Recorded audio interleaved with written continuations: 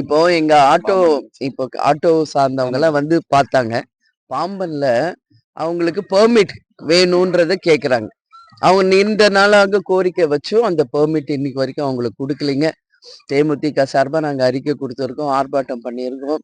அதனால உடனடியாக ஆட்டோ நண்பர்களுக்கு பெர்மிட் குடுத்து அவங்க வாழ்வாதாரத்தை இந்த அரசு உறுதி செய்யணும்னு சொல்லி இந்த பிரஸ் மீட் மூலியமா நான் கேட்டுக்கொள்கிறேன். அதே ஆட்டோ டிரைவர்ஸ்ல நிறைய பேர் வந்து இலங்கை கடற்படையா கைது செய்யப்பட்டிருக்காங்க. ஆமாங்க. அவங்க தான் அந்த கோரிக்கையை முன்வைக்கிறாங்க. வாழ்வாதாரம் தேடி.